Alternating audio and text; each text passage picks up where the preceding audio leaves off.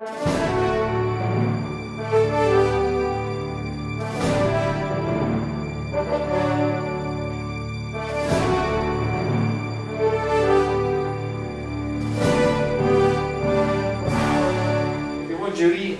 Coover, would you come up and explain the procedure?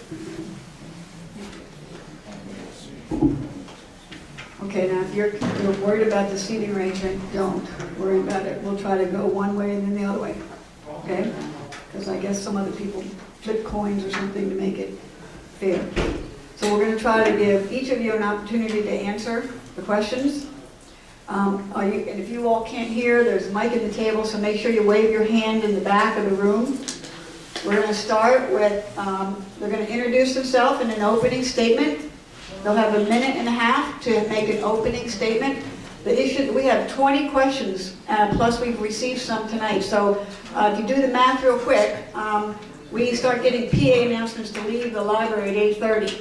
So in 60 minutes, it's tough to get 4 people's opinion on 20 questions. So what I'm going to ask the candidates to do, if somebody before you answered the question the same way you would, same position you would have, if you just say that I don't differ from that position or that's my position, rather than take up a whole minute to regurgitate the exact same thing.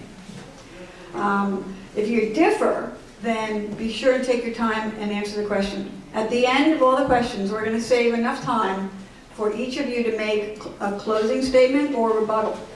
So if you answered the question first, and as it went through the other candidates, you heard something that you would like to speak to, make a note so that you can cover that in your rebuttal. Okay, any questions from the 4 candidates? You got a frown on your face. Who? You. Okay. Okay, so we're okay. All right. So we will start with Mr. Parker on the opening remarks. You'll have a minute and a half. And, you know, there's a big hook that drops down from the ceiling and takes you away if you don't stick to the time. And then when we do closing remarks, we'll start with Mr. Begley. Okay?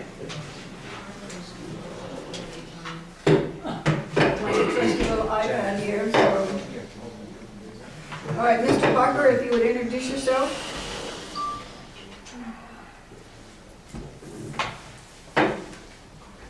Okay. I'm David Parker. Thank you for the opportunity to speak tonight. On May 20th, Republicans elect their candidate for the 115th House District. Only one person can win on May 20th. Then only one person can win on November 4th, and for the next 2 years, that person will be the only one from the 115th Legislative District that could propose a law, pass a budget, and build a coalition of votes to get things done in Harrisburg. I believe actions speak louder than words. My opponents have served on school boards. My opponents have served in public office. I believe actions speak louder than words. One opponent had the opportunity to give the people of the Stroudsburg School District property tax relief and to vote a referendum. He voted against property tax relief and to vote a referendum. He made the motion against taxpayer relief and to vote a referendum. In 33 months, he missed 11 school board meetings. One opponent has had the opportunity to lead the reduction of school spending and cutting of school property taxes in the Pocono Mountain School District, where student enrollment has dropped by 2,000 students. But 10 seconds. she didn't propose any taxpayer protections. She didn't make a motion to ask the school board to support SB 76. She didn't even sit on or attend finance committee meetings where budgets are developed and proposed. Instead, she sat on the uniform committee. Time. She sat back, waited, and voted Time. on the work of others. Okay. All right. Thank you. A minute and a half goes by really quick. Okay. Jackie? Hi everybody, my name is Jackie Leonard, and as you know, I am running for the 115th district, and I'm happy to be your next representative for this district. I've lived here in the Poconos for the last 12 years, and I'm born and raised in Northeast PA. I come from a family of Italian-Lithuanian background, and I have 2 sisters. I am an athlete and love being involved in fitness. I work for Sanofi Pasteur as a senior lab analyst, and I worked in the science and technology industry for the last 23 years. I'm currently a school board director, as Dave has mentioned, with Pocono Mountain School District. I also do missionary work in Latin America. On the Pocono Mountain School Board, though, I ran 3 years ago telling people I would address the high school property taxes. And on the first year on the board, I helped to contribute to save the taxpayers $23 million, the first time in 22 years that this took place. Last year and this year, I voted for tax decreases. Pocono Mountain, we saved the taxpayers. We were a $19 million fund balance deficit, and we took it to an $18 million surplus in 2 years. It's this kind of fiscal responsibility, this kind of addressing of budgets, this kind of cutting spending, but right-sizing things, this kind of finding how to do more with less is what I want to take on in Harrisburg. I'm not afraid to take on the establishment. I will be, if I am the only no vote, I will be that no vote for you. I want you to vote for me on May 20th because I will be your voice, and I am not afraid to stand up for states' rights, common sense approach to government, and bringing power back to the people. Thank you. Thank you. Okay, Mr. Diecidue. I'm Anthony Diecidue. Many of you know me. I've been a resident of Monroe County, Stroudsburg, for 44 years. My parents moved here in 1969 or 70, somewhere around then. I was very young at the time. I went through Stroudsburg High School, graduated out of Stroudsburg High School, attended Mansfield University, the Catholic University of America, and then Pennsylvania College of Optometry. When I got done with my education, I moved back in the area, raised my family here, my 2 boys. Many of you know them also. My oldest is a college graduate, and my youngest is at Penn State right now. For the last 25 years, I've run a small business, my practice at the lower end of Main Street. And that kind of fiscal responsibility, taking a 1 doctor, 1 staff practice and turning it into what it is today, is something that I can take to Harrisburg if you elect me to represent you. When you run a small business, you have to know how to spend your money wisely. You have to know when to spend, when to save, and what to do in the best interest of your patients, your constituents, the people you serve. 10 seconds. And that's what I can do for you. I can take that fiscal responsibility. Those of you to Harrisburg, those of you that know me, know that I'm a hard worker, and you know that that's what I'll do. Thank you. Thank you. Hello everyone, my name is Pete Begley. I want to thank the Tea Party for hosting these 2 debates tonight. Being on the steering committee of the Tea Party, all I can say is I wish every meeting was as well attended. This is terrific. Although the parking lot needs to be bigger. Man. I've been on the Borough Council in East Stroudsburg since 2011.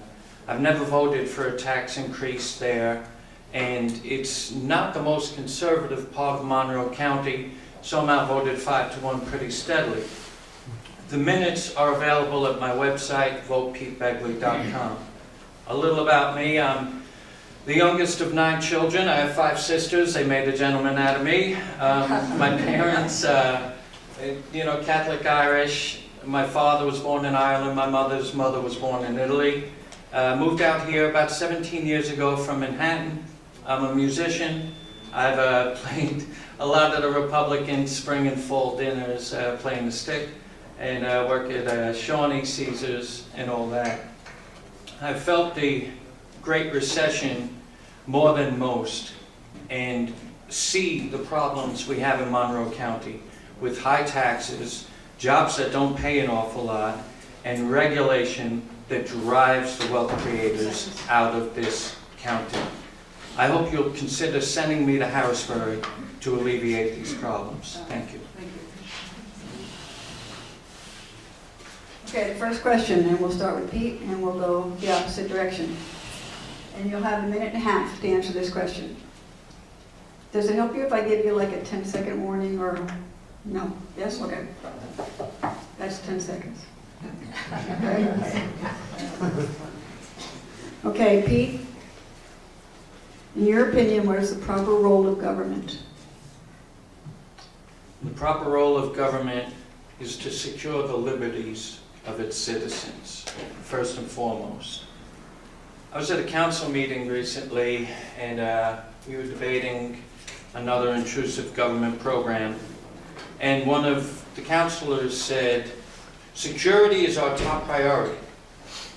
And I thought, well, I know another Pennsylvanian that said, those who are willing to trade freedom for security will have neither. Benjamin Franklin. So that's the top priority, is securing the liberties and rights we have, God-given rights, not granted by the state. And this, the government does very poorly these days, hence the birth of the Tea Party. Fiscal responsibility is very important, as well as a moral underpinning. Borders, language, culture. These three things are so important to America, and we need to bring them to our state legislatures. I figured I was done. They're just getting used to my accent. I can ramble on. Thank you. Thank you. Anthony? I'll keep this short. Government's, I see government's job is to protect and serve its citizens. An example of government going wild is Obamacare, and a lot of you may realize this if you've had any experience with this at all. This is a place where the government doesn't belong. It doesn't belong in our health care at all. It doesn't belong in our education, and in the fact that it shouldn't be telling us how to educate our children, how to educate our students. We know how to do that. Our teachers know how to do that. We have good teachers. We have good educators. We don't need the government telling us you have to teach to the test so that they pass the test. So, as most of my colleagues here, I'm opposed to big government. I'm opposed to government getting their fingers in our business, our personal business that they shouldn't be in. Thank you. Jackie? Well, I believe the government's role is to step right behind the people. The people are supposed to be running this country, not the government. The federal government has no right owning car industries, or telling us about health care, or telling us how to educate our children. Obamacare, like Anthony mentioned, is one of the worst things, but next to it is the implementation of the Common Core curriculum. The government has outstepped its boundaries in leading this country to protect our country from foreign and domestic wars, to even take care of the postal system, and we know how well that's working. So the government's role the federal government's role is not to be telling the states what to do. I believe in states' rights, and I believe that we have to bring power back to Pennsylvania. Thank you. Dave? Yes. Well, for the federal government, provide for the common defense, promote the general welfare, and secure the blessings of liberty, much like what Peter said. On the state level, they have other roles. We expect them to be involved in education, and that's something we're all passionate about. Obviously, the less they do, the better, I think, and the more we can do privately, the better our society will be. I prefer that they delegate more powers to local governments so the government is closer to the people and we have more control over how our communities are run. So that's what I believe. And as I have more time, I'd like to finish. Because I do believe actions speak louder than words. And I don't believe anyone in this room believes that fixing the whole problem with regard to property tax reform is going to be easy. Okay? I believe everyone knows it's going to take way more than words and watching other people lead. It's going to take leadership, because I believe actions speak louder than words. Since we launched my campaign in November, we've been focused on building a strong coalition of people, a strong team to get things done. We had 160 attend our announcement. We had 200 more petition signatures than our next highest competitor. We have over 270 supporters listed on the website.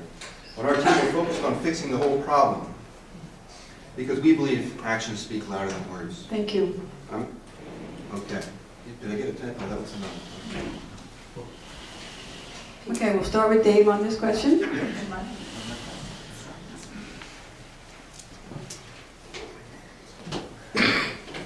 Dave, is the General Assembly too large, Pennsylvania General Assembly too large and too costly? Yes. And I've said that since the beginning of my campaign.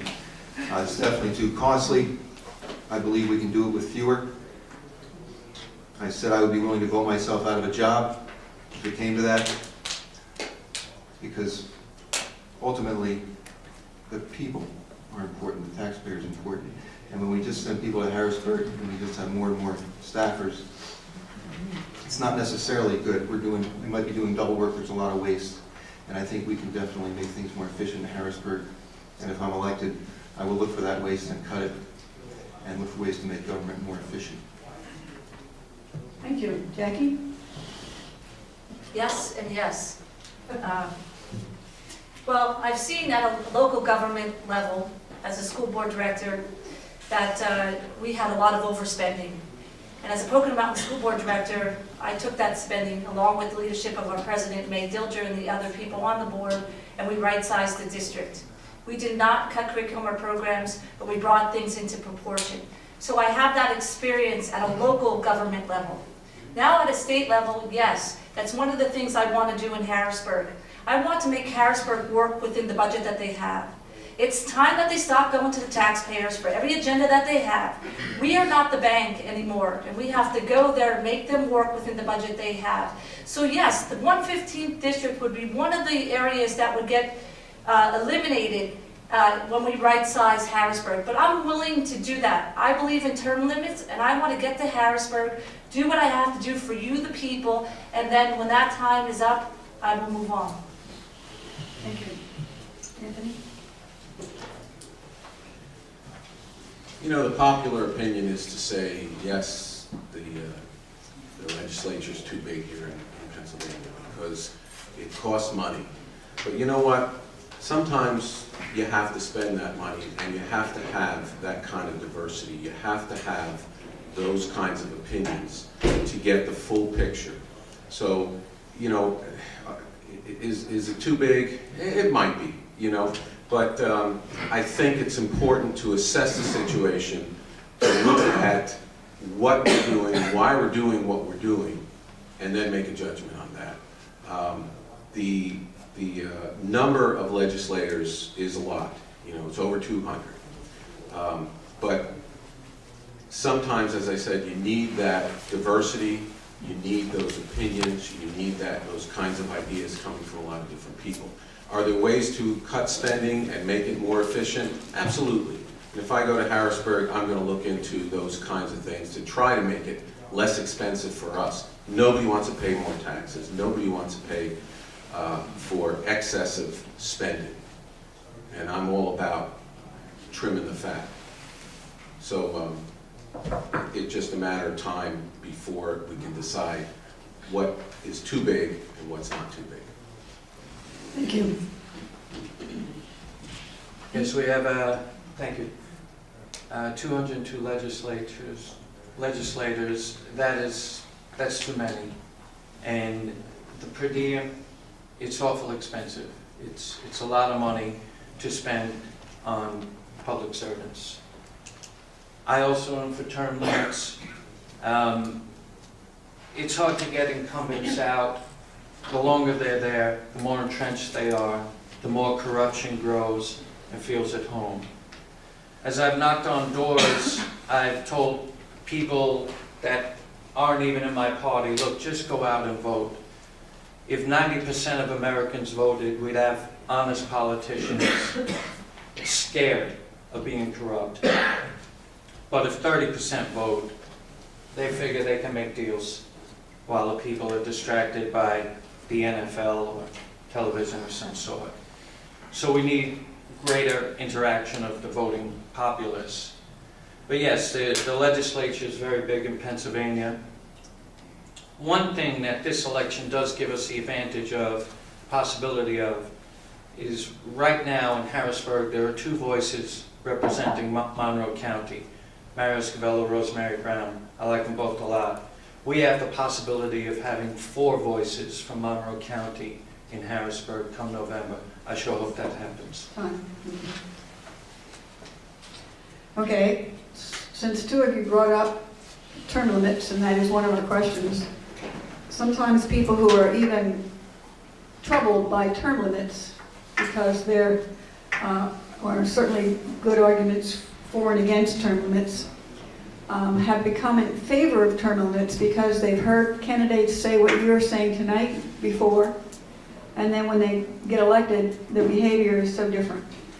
And so the question we have for you, we'll start with Pete and go that direction, is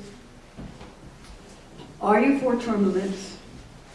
And do you think that would solve the problem of people running with one message and then governing with another message? You have a minute for this question. Thank you. I think it would help to solve the problem, but you can't legislate behavior very easily. So corrupt men will always seek power. It's just the human affliction. So that will always be there. But bind them down with the chains of the Constitution, as Jefferson said. Term limits will stop the accruing of great power in Washington, Harrisburg, the local level. Briefly, as a borough councilor from the 5th Ward in East Stroudsburg, the borough councilor from the 1st Ward ran unopposed, been there 12 years. Governor councilor from the 2nd Ward ran unopposed, been there 32 years. Governor councilor from the 3rd Ward ran unopposed, been there 24 years. Governor councilor from the 4th Ward ran unopposed. I'm the governor from the 5th Ward. I knocked on hundreds of doors. The 6th Ward, nobody ran. We put an ad in the Pocono Record. One person answered it. He's the borough councilor from the 6th Ward.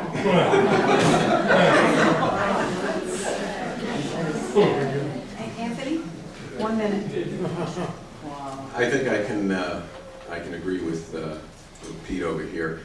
Term limits are probably a really good thing for us. I think for representatives, we should have a maximum of 3 terms. Senators, a maximum of 2 terms.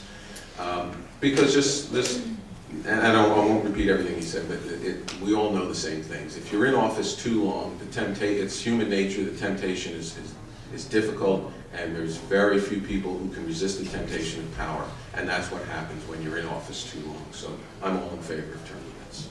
Thank you. Well, Jackie? you know how I stand with term limits. But a very well-known politician said you'll know them by who they surround themselves with. And I don't have to tell you who that is. But if you look at the candidates or the people that are in office, you will know them by their fruits. You will know how they voted. You will know them if they were honest and they're a person of integrity. It was mentioned about signatures for the petition. Just to let you know a little bit about me. When I got my signatures, if I found anybody that wasn't registered in my district or that they weren't part of that party, I crossed them off. So with that being said, I did get way more than 600 signatures, but I instituted integrity and honesty from the get-go. I will run that way, and I will vote that way, and I will be that way in office. I have some very great people around me. I believe that career politicians are only interested in getting reelected, and they've lost their sensitivity and touch with the people. That's why we have to get the right people in. And yes, I'm in for term limits. Thank you. Dave, a minute. I support term limits as well, and I believe I'm the only candidate here who has pledged to serve no more than 3 terms if elected. So I'm actually going to live what I believe. I also am declining the pension, and I've signed a declination form that I will not take a state pension. Something was mentioned about honesty, and I appreciate that. The last time I was in this room with some of the other candidates, someone took full credit when talking about all the work done at Pocono Mountain, saying, I did this, I did that. Now today, she said it was a team effort. She worked with Meg and other people on the board. So I would appreciate that honesty throughout the campaign. And as I go to doors and people tell me that someone came and said that they did all this at Pocono Mountain, I would appreciate knowing that in the future they say it was a team effort and she was part of a vote. Time. Thank you. Okay, we'll start with you, Dave. Okay. What do you actually know about being a representative? 1 minute. Okay. Well, before I decided to run, I talked to a few representatives. Excuse me. Okay. Is there something wrong? We didn't hear the question, sorry. Oh, okay. I will repeat the question. What do you actually know about being a representative? Okay, we'll start the clock over again, Dale. Okay, 1 minute. Okay. Before I decided to run, I spoke to a couple of representatives. I called Rosemary just to ask what was all involved, what was expected. Found out how often you're in Harrisburg. So I see the role of the representative is to go to Harrisburg and represent the people in their district, advocate for them, propose laws that will help them, try to get funding that will help our area, make any reforms we can at the state level, and work in the home office again. We work with the people to find out how we can solve problems and help the constituents in the area. So the reason I'm running is I want to go to Harrisburg to work on the tough issues, to get property tax reform, to stop unfunded mandates, and to fix the 23-year-old funding formulas that have punished Monroe County. The role of a state representative is to represent the people, the heart of the people, what's going on in their region, and vote that way. We here in Monroe County have one of the highest school property taxes in the state of Pennsylvania. So for me, representing you would be to fight for property tax elimination. HB 76 and SB 76 has been something that I've spoken about from the get-go. That right there would boost the economy, that would raise the home values, and would revitalize Monroe County. So a state representative I believe, is not just to bring laws into effect, it's to bring less regulation, tell the government to institute and insist that the government not be so involved in the people's lives. So I think that as a representative, you have to really reflect the people that you represent at all times. Thank you. Anthony? 1 minute. I'm not going to repeat the definition of representative. We all know what it means. I've seen this county go through many changes in the last 44 years. I've seen us go from thriving, family-sustaining jobs to what we are today, which is record-high foreclosures, people moving out of the area because they can't afford their mortgages, they can't afford to pay the taxes here. Nobody new moving in because they can't afford the taxes on a house that's not worth that much. Those are the things when I decided to run, those are the kinds of things I saw. And I saw what Monroe County used to be like, and I want it to be like that again. And it can be. We can bring those jobs here. My two boys, I want them to come back to Monroe County to work, but they can't right now. There's not enough of those kind of jobs here. And that's what I'll do if you elect me as your representative. Thank you. Pete, 1 minute. Thank you. Judy, if I could, I think it would be a little more fair if Tony and Jackie had an opportunity to give the first response to a question in the future. My wife will tell you I like the first, last, and middle word of every debate, but I do want to be fair. A representative, I'm currently the representative to the Council on Governments. From there, I first heard about the wages we have to pay on work. Once it hits a certain number, you just have to hire prevailing wage workers. This really, really affects the budgets for every municipality. I asked Borough Council to write a letter to Harrisburg 2 years ago. We just got that passed recently. Mario Scavello was instrumental in that. Most important thing about a representative in the state legislatures is found in Article 5 of the U.S. Constitution, which grants the state legislatures the ability to amend the Constitution. Thank you. Thank you.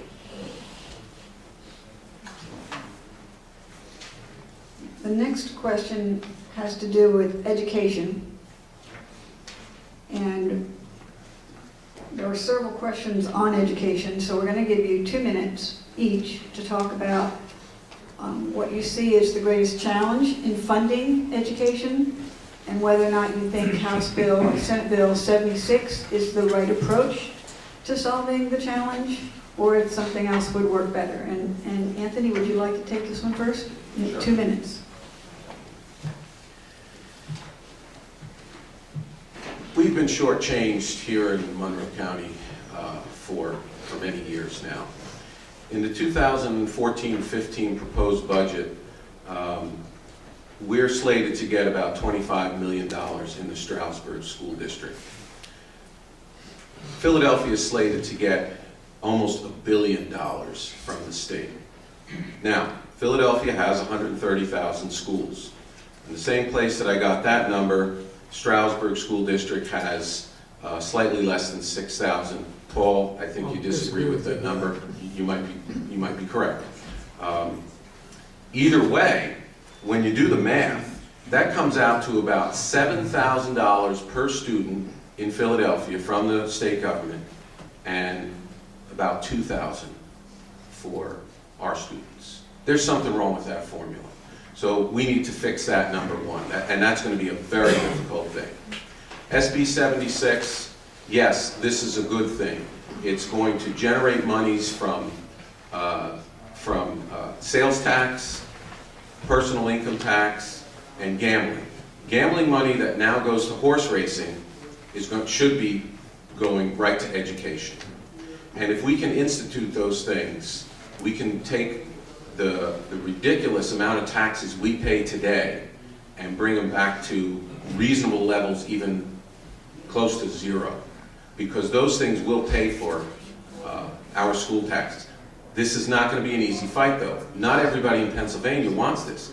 In the big cities, they're paying 1/10 the amount of taxes that we pay here in Monroe County. It's ridiculous. And these are the things that we have to fix. We have to get these things fixed in Harrison. Jackie? 2 minutes. What the question? Yep. Yes. The question, there were several questions about the challenge that we face in funding education. And so what do you think is the biggest challenge, and do you think House Bill or Senate Bill 76 is a solution to those challenges? Well, the biggest problem we face is how the school districts are spending money. We don't need to bring more money necessarily into the school districts. We have to make sure they do the right thing with the money that they already have. And we have seen by the acceleration of school property taxes over the years, while enrollment has been declining. Pocono Mountain has lost over 3,600 students since 2007. You just have to pay attention and do the math to realize we're losing people here. So we have to make sure we do right with the money that we already have. One thing I like about House Bill SB 76 is that it now puts a responsibility on the school districts that they cannot build schools, they can't do anything major without making it first go to voter referendums. So now you, the people, have the right to say what you want. And that's one way to control the wasteful spending. So I believe in House Bill 76 because it's a broken system. And it's a broken, unfair, and unconstitutional system. Also, Pete mentioned before prevailing wage. We need to attack the prevailing wage issue because schools are included in that. If we reform and revise the mandate, schools can save that money, and that would also relieve the burden to the taxpayers, increase money coming back. Prevailing wage law, it pays out almost 20% more than what the fair share market value would be for that job. So we have to attack this on many fronts. We've seen that relief and reform do not work. Look at what happened with Mount Airy. We were supposed to get that money. We know how that happened. So when we put the responsibility to Harrisburg to do this, it doesn't work. Thank you. Dave? Do you have another question? Did you say 2 minutes? We get more time. It's an important question. It's Okay. actually 3 questions combined because it's very important to the people. Okay? I guess I should know what they are then. Ready, set, go? Well, okay. Okay. On May 18th, 2005, I stood before the Stroudsburg School Board and urged them to opt in on Act 72 so we could get the gaming money, so we could get property tax relief and find new funding for schools with an income tax. Dr. Diecidue voted against that. Not only did he vote against it, he made the motion to vote against it. We had an opportunity for relief 9 years ago, and it was voted down. So now here we are today, still looking for relief. Yes, I support SB 76, but we need to fix the funding formulas as well. We also need to stop unfunded mandates and do one other thing that slips my mind right now. It's okay, you have a whole minute left. So the challenges that face funding public education and whether or not something like 76, House Bill 76 or Senate Bill 76 is the solution, or is there some other way to solve the It's problem? definitely part of the solution. But as I say, we got to fix the funding on the other side. I was in a conference with a lot of builders across the state and Senator Argel. And on SB 76, I asked Senator Argel, you know, once we pass this bill and we get the growth, how are we going to fund the schools going forward? He said, you have to do it with the funding formulas. So we need to fix the funding formulas on the backside, otherwise Monroe County is going to be hurting again. And I can't support a bill that hurts Monroe County. Okay, thank you. And Pete, 2 minutes. Thank you. I've been a strong proponent of SB 76 for a few years now. In this very room, Greer Haslam had David Baldinger come and address the Tea Party a couple of years ago. About a year or so ago, we had Jim Rodkey come and address us about SB 76. And a couple of months ago, Lucy Kahowitz, there she is, gave us an update on SB 76. So it is near and dear to the heart of the Tea Party Patriots in Monroe County. The taxes are not just expensive, now they're immoral. Now we are chasing people out of homes that they built with their own hands, that have lived on that property for generations, and they just can't afford to live here anymore. A friend of mine has been trying to sell a house on Amy Court for a few years. The house is $14,000. And as the crow flies, you're 90 seconds away from the welfare office. It's not the most exclusive neighborhood you're going to find. That's an incredible amount of money to pay in taxes. Now, America produced the greatest students the world has ever seen a generation ago, 2 generations ago. The envy of the world. What were we doing back then that we're not doing now? I know we weren't spending $14,000, $15,000, $20,000 a student. That much I know. But there was discipline and respect in the classroom and a moral code that everyone lived by. We need to return to that. Thank you. Thank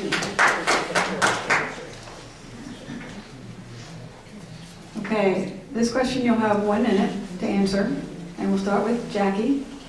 And the question is, are you concerned about voter fraud? And if so, what do you think should or could be done to reduce voter fraud? Well, this is a loaded question. Well, yes, I do believe voter fraud is in existence. There's a good example of that in Philadelphia. In the last election, there wasn't one Republican vote. I find that to be amazing that there wasn't just one. I think voter ID is a great way to start. We have to show our ID for almost everything. Why not at the polls? Why is that different? And I've heard the argument that it would stop people, it would prevent a lot of people from coming to vote. My God, you have had enough time to get an ID. Listen, the election, it's not a surprise. This election just did not sneak up.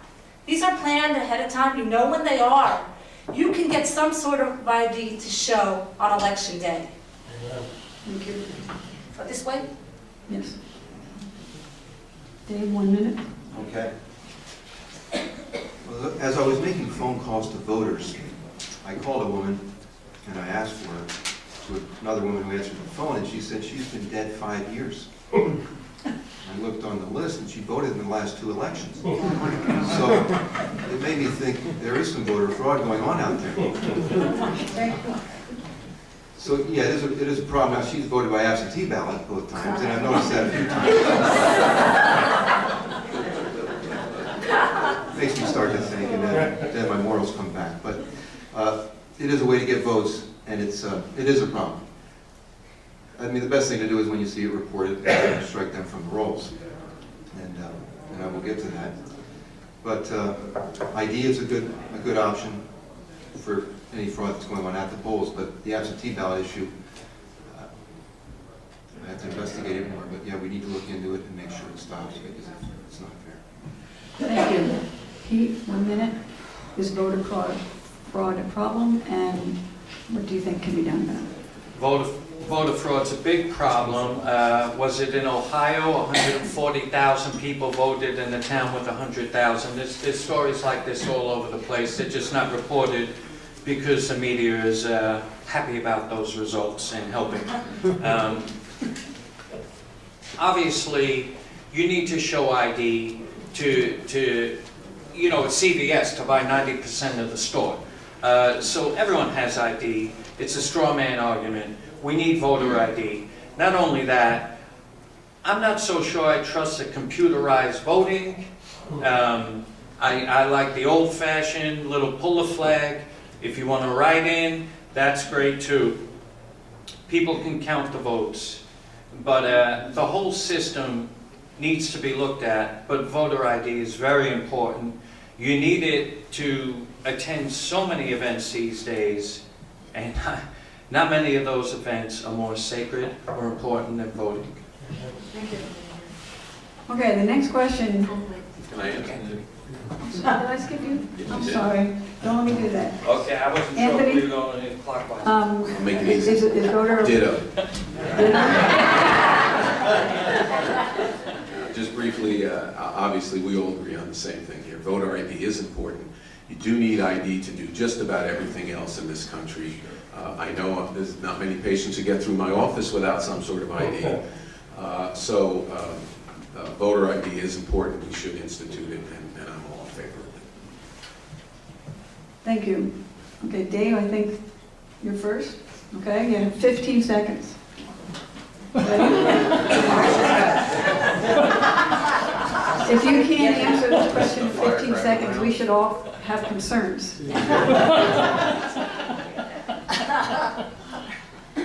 How old were you when you got your first job? 10. Okay, thank you. Pete? I can, yeah. I was 11, and my mother said, well, you're delivering papers, you have a job now, you gotta stop paying rent. And I did. See, I got it a lot easier than you guys. Mom, when did I get my first job? 15. 15, there you go. Okay. And Jackie? 14. My family had their own business. All right, thank you. So that leads up to the next question. Right now, the trend is that the working class is shrinking, and the class of folks who need assistance and who are receiving assistance is swelling.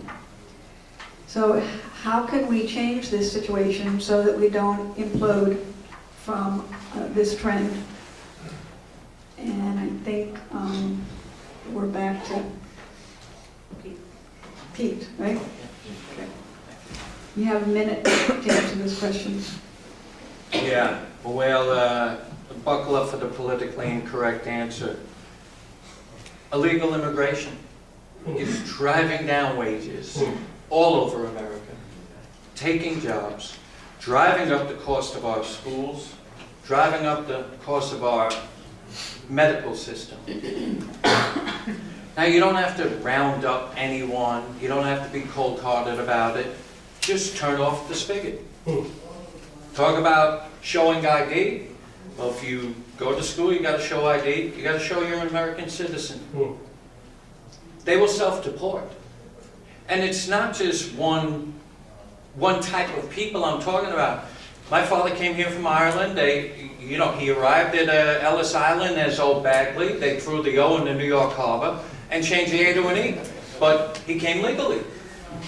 There's people coming from Ireland today that aren't coming legally. So everybody has to fall under the umbrella of obeying the rules and laws. Anthony? I agree with Pete in that we do have to turn off the spigot a little bit here. Yes, job training is important, and we need to get people good education and job training so that they can do a job, so they can be productive citizens. We have to turn off the spigot that allows people to continue to leech off the system forever and ever and ever. There are families that learn the system and it just gets passed on from one generation to the next. This is a way of life for some people to just simply take. We have to stop that. We have to stop that now. Training people, giving them jobs, yes, legal citizens are the people who should get the jobs, not illegal. Thank you. For the sake of time, ditto and ditto. First thing though, we need to elect the right officials. We need to elect the right officials at local, state, and federal levels. If you look at the whole institution of Obamacare, that is another entitlement situation that leads and bleeds into almost every area of our life. You look at the Medicaid expansions. These are unfunded mandates. These are the responsibilities that are coming onto Pennsylvanians that have to pay for this. So we need the right officials in office. We need them to stop voting yes because it's popular to do. We do have to turn the spigots off, but when we have the wrong people in office that keep allowing these things, we are just adding to the problem. Thank you. Dave?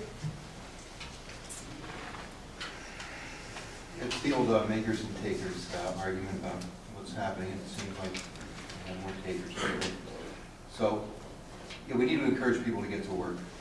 And the programs that we do have in the state need to be designed so that, again, people want to work rather than take from the system. In my business, we have a lot of contractor customers. A lot of them have lost business over the years, unemployed. Some of them collect, but they also do jobs on the side, so they are making money under the table, as it were, and not paying taxes, obviously, and also collecting unemployment.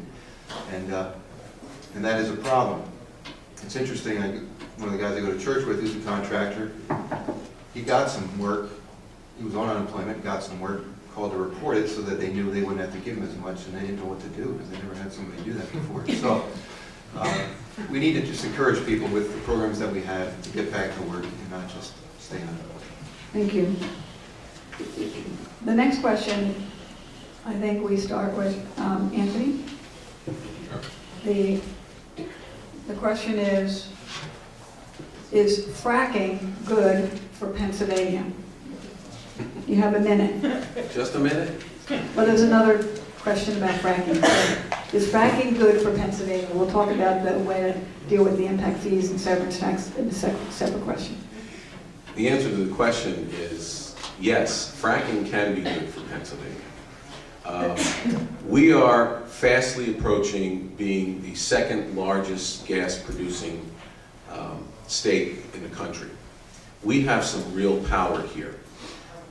These fracking companies are coming in, they're taking the gas out of our land, but we're not getting much for it. Some people are, some of the landowners are getting something, but we, the general public, are not. And we need to change that. We need to impose excise taxes that are tied to the amount of gas that's pulled out. And that money needs to go right back to education. It needs to be funneled. It can't go into a general fund. It has to go right back to education. Thank you. Jackie, is fracking good for Well, anytime you are able to provide and make us energy independent, that is a good thing. There is enough energy resources in that area to provide for the whole United States for many, many years. And we need to have our independence away from other countries and stop having them dictate our lives. Is fracking good? It's been around since 1940. It's provided a lot of jobs. It's repaired a lot of the infrastructure around the area. It's helped people, it's improved the towns. Sure, there are some situations with it like anything, but Anthony had mentioned, and we're going to talk about this, the excise tax versus the impact fee. The last thing we want to do is send money to Harrisburg and put it in a general fund and hope that it gets back to the people in the local areas. The impact fees will stay and keep the money in the local areas to repair any issues that arise in that area. Thank you. Dave, is fracking good for Pennsylvania? 1 minute. Yes, it is. My wife's from Wyalusing, Pennsylvania, and so there's a lot of fracking going on up there. And one thing she noted was that the road that she grew up on and her mother lives on was always in disrepair. And the state would fix it, but it would break again soon. Well, the gas companies came in, they set up their machinery and did all their work, put in the wells, and they fixed that road, and it's never been better, and it's holding up very well. So kudos to private companies for doing a great job. And the growth in that area, is just amazing. You see what's happening. So fracking, is definitely a good thing. It should be done safely. And, my mother-in-law had her water tested before they started, and she tested, and it's still fine. So I know there's a safe way to do it, and we need to do that. Thank you. Pete, is fracking good for Pennsylvania? 1 minute. Thank you. Yes, I think fracking is good for Pennsylvania. Most job-creating industries are good for Pennsylvania right now. I'm a little reluctant to apply so many different taxes to a new industry that's creating so many jobs. I want more of them to come in. I want it done safely in an environmentally friendly way. But I do want to just leave the foreign dependence, whether it be for oil, which we have in the ground. Our electric bills have skyrocketed because we have a president that vowed to close down coal-powered plants, even clean-burning ones, and he's closing them down at record-setting paces. And we're feeling it in our utility bills, which is also a result of over-regulation. Article 5 would correct that. Thank you. There's already an impact fee on fracking, and now there's a piece of legislation that's being entertained that would impose, I believe, additional fees and bring those fees into Harrisburg. How do you think the companies who extract energy in Pennsylvania should reimburse the general population? Jackie, you're first, I think, and you have a minute. Well, I already really spoke a lot on that. Again, I would like to reiterate that the impact fees would keep the money in the local areas. I also want to tell you that by having an impact fee versus an excise tax, you wouldn't have to wait for the money to arrive from Harrisburg and hope and pray that you do get it and you get it in the right amounts. I am for no new tax. I think we here know that we have been taxed enough already. Marcellus Shale is providing great jobs. Why is it that we try to shoot the people that are actually helping Pennsylvania? We need to encourage more businesses to come into this area. We need to let them know that we're behind them, but we all have to do it, like everybody said, in an environmentally friendly way, and we have to be responsible in doing it. Thank you. Dave? Could you repeat that? The question? No. Okay. There's already an impact fee that goes to local communities. There's a piece of legislation that's pending, severance tax, whatever you want to call it, which would impose a cost on these companies, and that cost would go to Harrisburg. So the question is, what do you think is the best way to reward the citizens of Pennsylvania when companies come and extract fuel. Okay. Well, I know we already have the corporate income tax rate of 9.9%, which we get from those companies. I would favor local impact fees, if that's what we already have. If we want to talk about an excise tax, I wouldn't want to do that unless we can get something for it, like a lower corporate income tax. I'd love to see us lower the corporate income tax rate so we can get more industry and jobs in here and employ more people. And overall, I think it would generate more revenue for the state. But I wouldn't just issue a new tax for the sake of issuing a new tax. Okay, thank you. Pete? One thing we found out with the stimulus money is when Harrisburg gets a big infusion of cash, they spend it, and then they keep spending it even when the cash no longer comes in. So I'm a little leery about taxing these companies, and then when business slows down, they're still thinking they got that money coming in, they're going to spend it, we're going to go into debt. So I'm leery about that. I heard Governor Corbett speak at Shawnee a year ago. I see some familiar faces that were there, and he spoke about being in Europe and trying to attract businesses to Pennsylvania. I think he said we're the third richest energy source on the planet. There's no reason we should be in the red if we have that. Thank you. To answer the question, the amount of revenue that we should get from these gas wells should be tied to the amount of gas that's removed and the price of the gas that's removed. And I'm going to disagree with my good friend Pete here in that we need to exercise a little power here. And maybe I'm a little rogue on this, but as you just said, and I even saw where Pennsylvania might even be moving into the number 2 spot with producing gas energy. We need to exercise a little power. The companies that are extracting the gas are not going to go anywhere else. We're a big state with this. They're going to come to us no matter what. So yeah, let's get our fair share, because trust me, they're getting their fair share and then some. Thank you. Education. And I think we start with you, Dave. Okay. And the question is,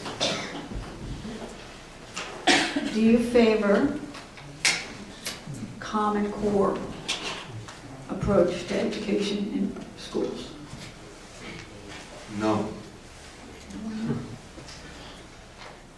I don't favor the Common Core. I don't really like standardized curriculum, and I feel we hire professional teachers who know how to teach, know how to run a classroom, and do a great job in teaching our children. And if we're just going to give them a standardized curriculum to use, we might as well hire robots. So I want to have good teachers developing their curriculum with the administration at the local school, and not be dictated on a national level what we should be teaching.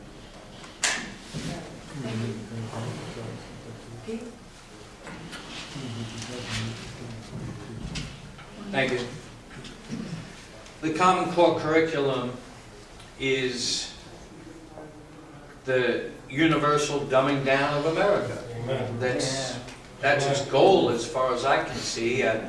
You have the video of one of its proponents saying, now if your child says 2 + 2 = 5, he's not necessarily wrong. I don't want that person teaching anyone. And this was, there's a million examples like this. Again, it's Washington overreach. We know best. Sit down and get out of the way. This is the attitude that has come out of the federal government for years now. It's not just this administration. This is why the power needs to return to the states. The Common Core curriculum, of course, lacks a moral component, and that can only lead to bad things. Thank you. Okay. Common Core is a way for the government to kind of push socialism on all of us. They're trying to make everybody equal. And the way, when I look at that, I see our smartest kids, our brightest kids, being brought down to the lowest level. So Common Core is definitely something that we're not going to be in favor. I don't think anyone here is going to be in favor of Common Core. And the other thing, just like Pete said, we have good teachers. Our teachers know what they're doing. We just need to let them go. We need to let them do what they do best. Thank you. Thank you. I'm firmly against the Common Core curriculum. I agree with my colleagues here. One size fits all is not the best way to do this. You have to know the origination of the Common Core curriculum. It came from the UN Resolution Agenda 21, which is to try to indoctrination into socialism. And the way to get to the future is to get to the kids. Our kids are our future. You know, the best thing we can do is stop taking the money from Washington. For a small amount that the federal government gives a school district, they sure dictate a lot of our lives. I believe that the teachers know what's best for the students. We need to bring the power back to the teachers to do what's right. We have to stop just looking at the numbers of the kids that graduate. When we accepted the stimulus money, the race to the top money, in the fine print was you had to indoctrinate this program. We need people that will actually read the legislations and vote against this stuff, because it is too hard to get rid of it once it's here. Okay. He doesn't get to answer twice. Okay. He can't change his answer that quickly. This is a grab bag question. So whoever raises their hand first gets to answer it.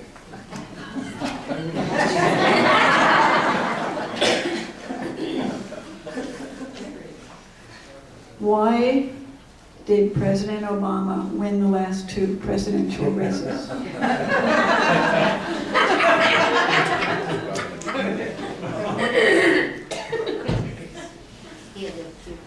The Republican candidate was not a social conservative. That's the main reason. And the Republicans fight by the Marcus of Queensberry rules against Chicago politicians trained by Al Capone.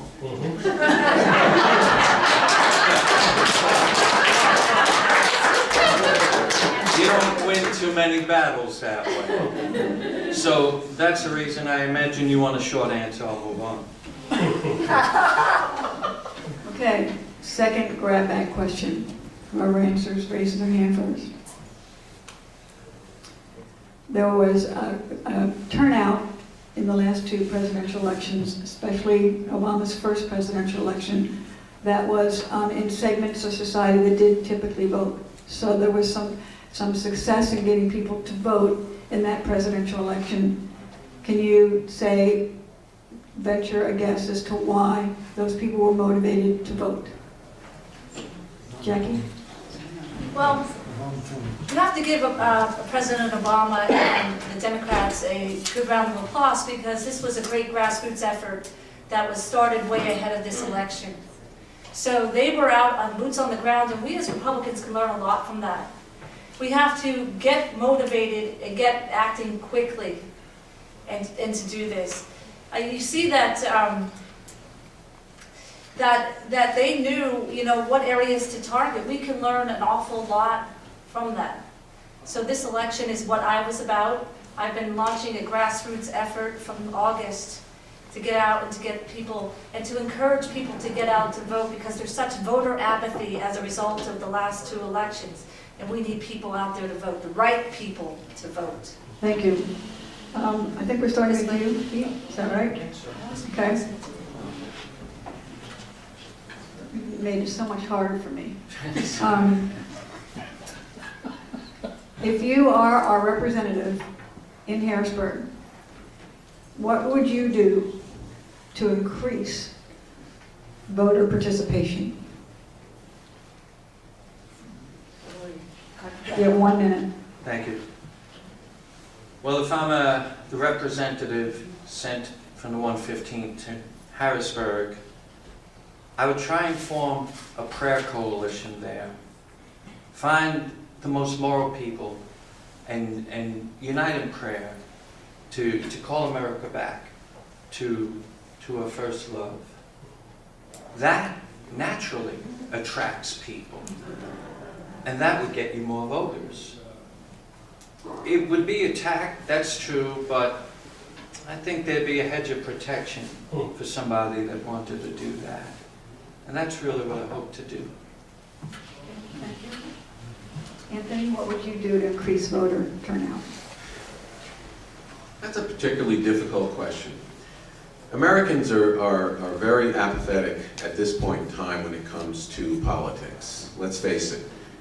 And we up here, we know it firsthand because we can see, we talk to the people, we're finding out what that they don't care. They think they have no power. So they think they don't make a difference, that whatever's going to happen is going to happen anyway. So if you want to bring more voters out, you need to give them the power. You need to make sure they understand that it starts from them and then trickles up to Harrisburg and then to Washington. When I was president of the Pennsylvania Optometric Association, we had the same issue, the same apathy amongst doctors. And that's how we tried to get our doctors out to participate, start from the bottom and make sure they understand this is where the power starts. It starts with them. Thank you. Jackie? I think they say when you light somebody on fire, and when you get on fire, people come to watch and see you burn. We have to elect the right people in office, people that have actually followed through on their promises. When I was elected to the school board, I said that I would take care of taxes, and I have done that. I think when we have the right people in office, we encourage them, and we instill faith in them that we have people that when they say they're going to do something, they are going to do it. And when they see somebody who pays attention to their voice and actually follows through on the promises to them about those situations, we will catch on fire. And I think that will draw more people out there. We have to stop putting forth the typical GOP candidates. That's not going to work. We lost 2 elections that way. We need concerned citizens like you and me that get out and want to run for office to make a difference. And I think when I get there, I will help to initiate that. Thank you. Dave?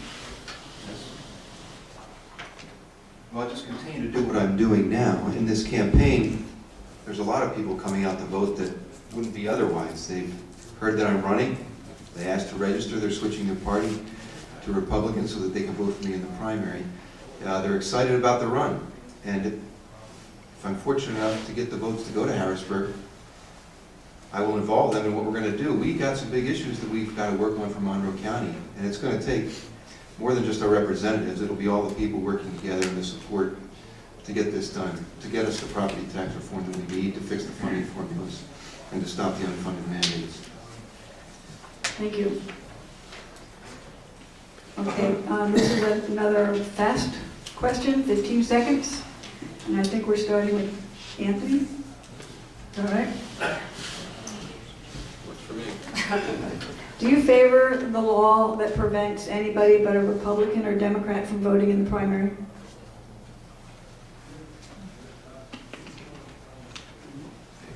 $15 seconds. Sure. Yeah. I mean, I think that's what primaries are about, is to get each party to get their best candidate put forward for the general election. Otherwise, what are primaries for? Okay. Jackie? Well, I think the independents should be allowed to be recognized in the primaries. I don't necessarily just believe that it should be one party or the other. We have more than 2 parties in this country, and independents have a strong voice, and they need to be recognized. Dave, do you support the law that only allows Republicans and Democrats to have a primary? Yes, but that doesn't mean I wouldn't consider changing it. Now, as I go to see different voters, you can get both. And I understand both sides. I understand everybody wants to be involved, but we have a 2-party system. And that's, we need to keep that law, and we're gonna keep it as it is. Okay. No, I don't support this. I think independents, libertarians should be allowed to vote in the primaries. We are disengaging a growing, it's a huge portion of the electorate, but it's a growing portion as well. And I think we were just talking about trying to attract voters. That's one way. Okay, hypotheticals are difficult, but if you had been in Harrisburg when the General Assembly was trying to find a way to fund the repairs and improvements that are necessary in our infrastructure, like our bridges and our roads. There's no debate over whether or not Pennsylvanians want safe roads and safe bridges. That's not the debate. The debate was, how do we fund that? How do we actually bring the money in to be able to do those things? So had you been in Harrisburg, would you have agreed with the majority that that was the way to raise the money to impose greater than 26%, 26 cents a gallon tax on gasoline for Pennsylvania drivers? Jackie, you have a minute and a half. Absolutely not. Let me reiterate, I don't believe in instituting any tax.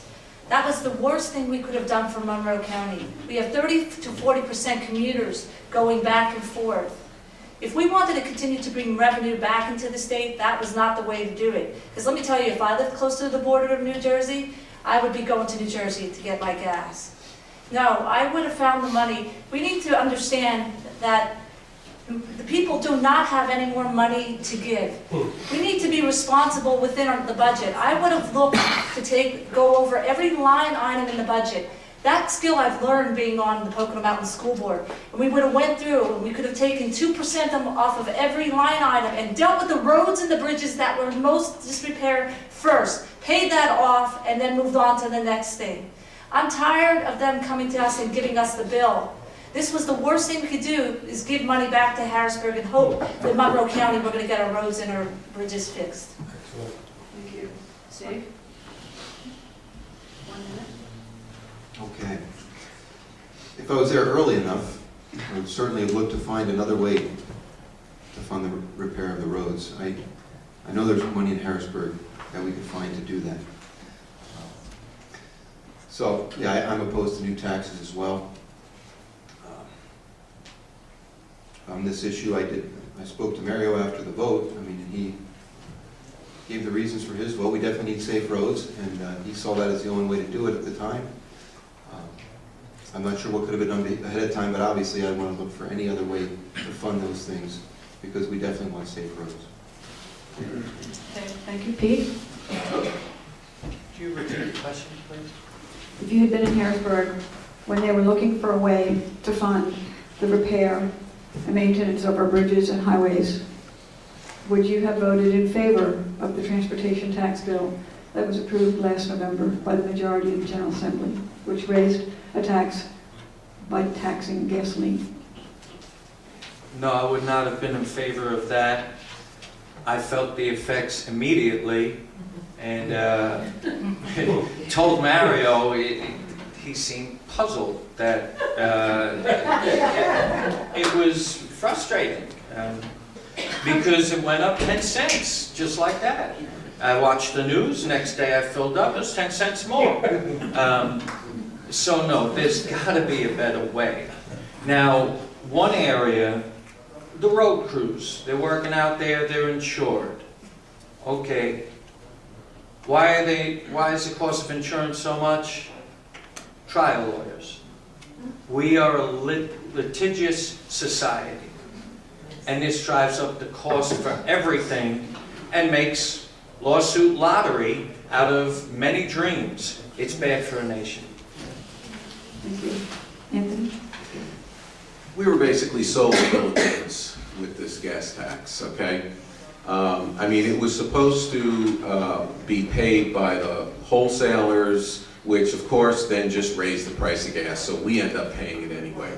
So, no, I would not have voted for this. I know Rosemary Brown didn't vote for it, Mario did. I would not have voted for it because the last thing we need is another tax. We have 41,000 miles of road in Pennsylvania. 36% is considered in poor condition. We have 25,000 bridges in Pennsylvania. 6,500 are structurally deficient. Good roads translates to better economy, more business, more jobs. Repairing the roads alone creates 50,000 new jobs. So the roads have to be fixed, but there's got to be another way.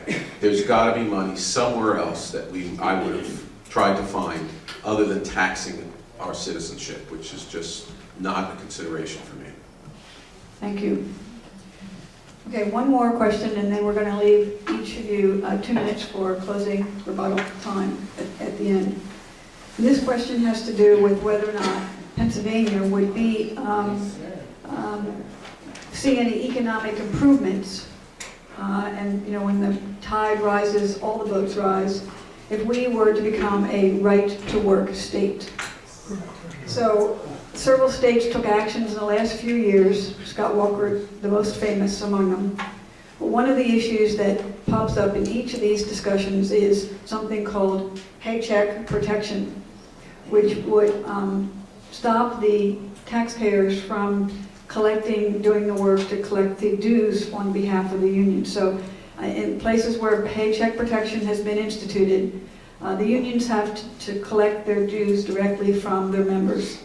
So would you be in favor of paycheck protection legislation in Pennsylvania?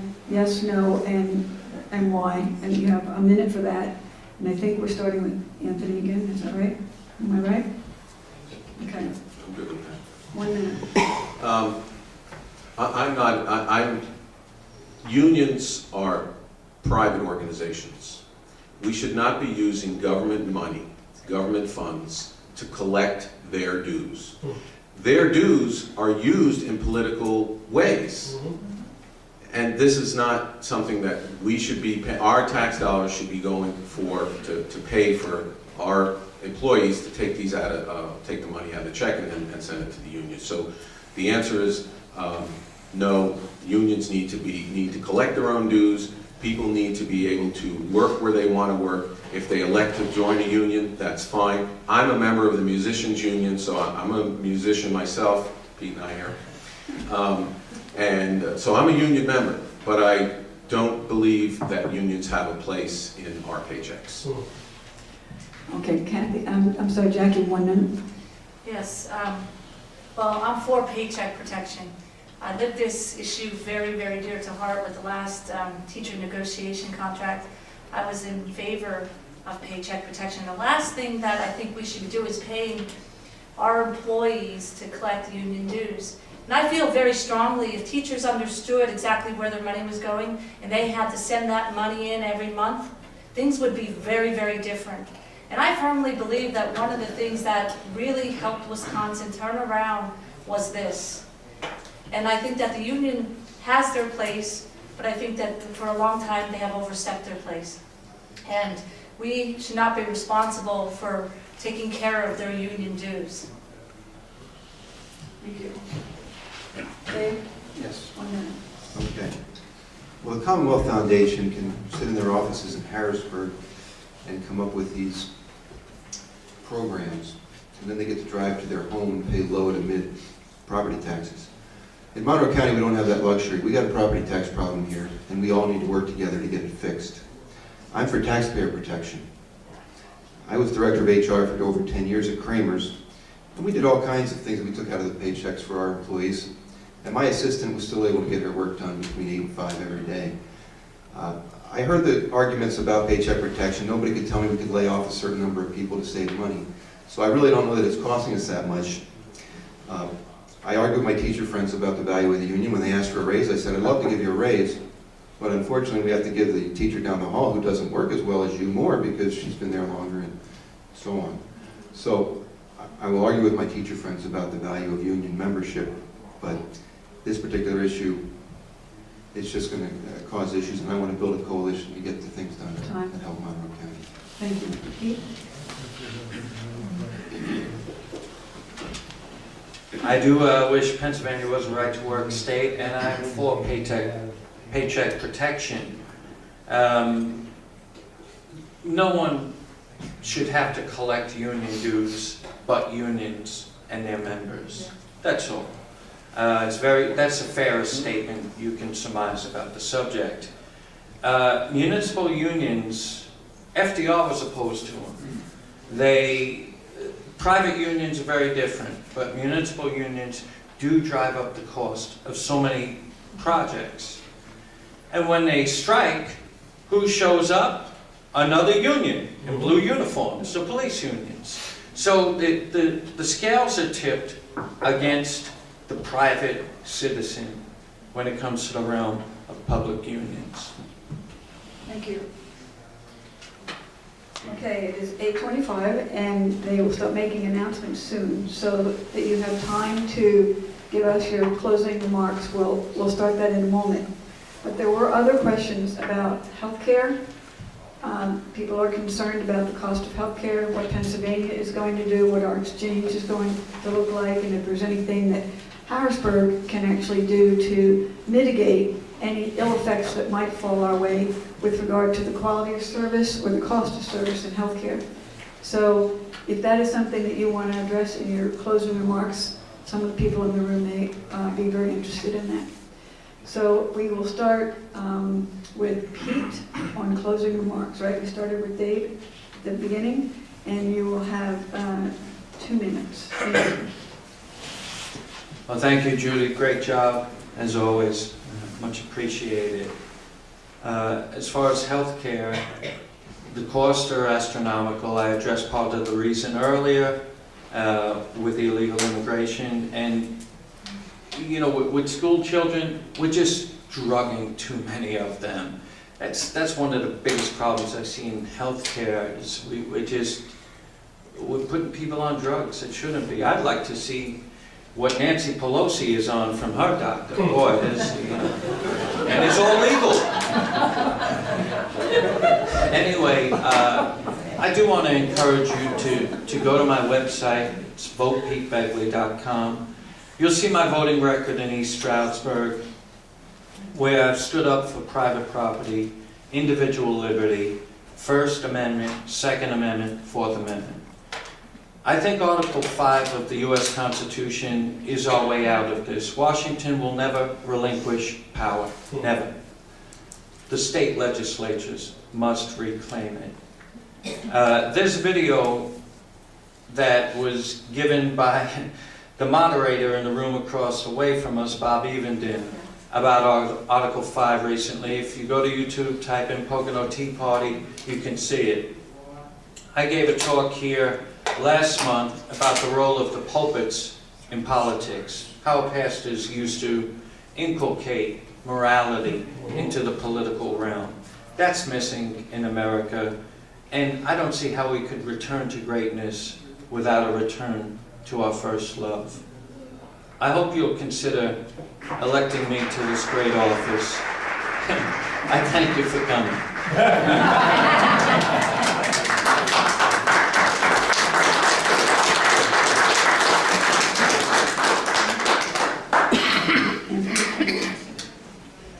I also thank everybody for coming out tonight. These are always very enlightening. I really enjoy being here, and I learned a lot too.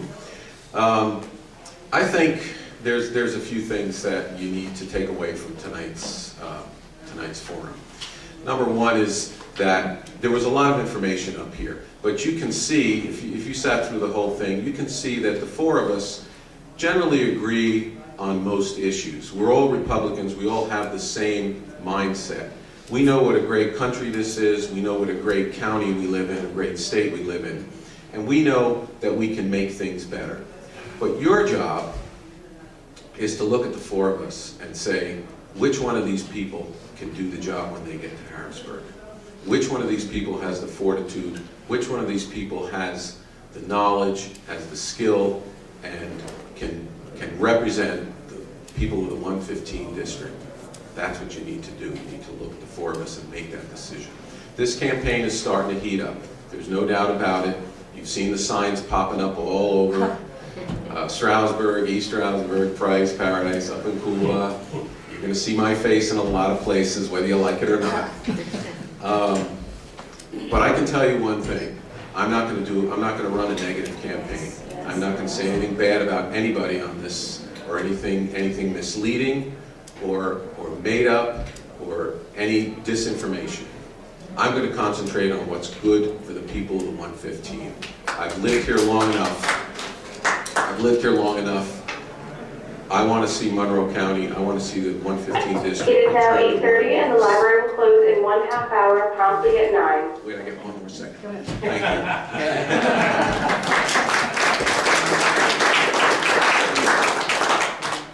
you. Jackie?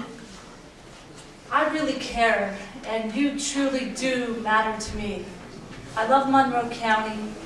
I love living here. I love you, the people. It's been said that we, in the media, that we are all the same. And tonight it was said that actions speak louder than words. My record on the Pocono Mountain School Board is there. You have seen and heard from me what I have done and what I plan to do. I'm the only candidate up here that has that experience, that has already tackled the issues that they plan on doing in Harrisburg. I too will run a very clean campaign, because I believe this is about the issues and not about each other.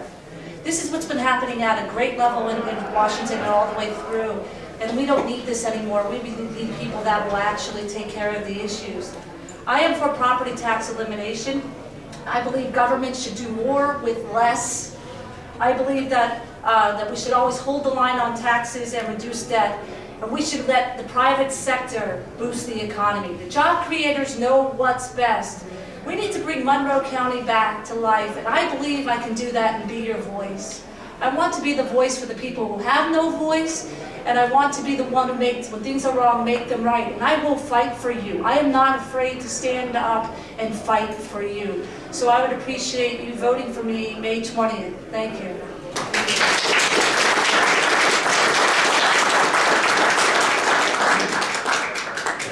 Dave? Yes. Well, thank you. It's been a pleasure to be here this evening. This campaign has been very exciting. I launched my campaign to run for state representative so I could help the people of Monroe County. I've enjoyed helping the people of Monroe County through my business and through the various things I do with the Salvation Army and other organizations. 2 years ago, I was tasked with managing our Pocono Summit store at a time when Lowe's was moving in nearby. And I was able to increase the profits at that store 40% the first year, 34% the next year. And we contributed the most to the profit of the total company my final year there at the end of last year. Some people ask me how I'm going to get more funding from Monroe County. I can tell you I don't know exactly how I'm going to do the same things I've done in my business. Some of you may remember Hurricane Sandy. There was a shortage of generators. Well, I called a vendor, and he had 100 generators, he told me. I said, well, I'd like to get 32. He said, you can only have 4. I said, why? He said, we're limiting stores to 4. Well, I got on the phone right away. I called everybody I knew who might have an account with this vendor, and I was able to get 28 generators. And I called one more friend, Glenn Yetter, down at Sellersburg Lumber. I said, Glenn, you're entitled to 4 generators. Do you want them? He said, yes, I do. I said, okay, well, I'm running up there. I'll pick yours up. So I was able to get 32 generators down to our area at a time when they needed it, when the vendor said you can only have 4. Now, Harrisburg has been telling us we can only have not enough. And I want to go to Harrisburg and get our fair share, work with the relationships that I have, build more relationships, and get what Monroe County needs so we can lower property taxes. And I want to stop unfunded mandates and make things better for Monroe County. So I'd appreciate your vote on May 20th so I can go to Harrisburg and work for you. Thank you.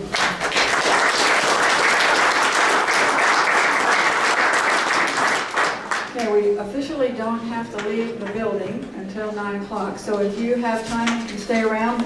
And if you have additional questions, you want to take an opportunity to ask them directly, please do. They have literature out there if you want to pick it up so you know how to find out more about their campaign. Okay?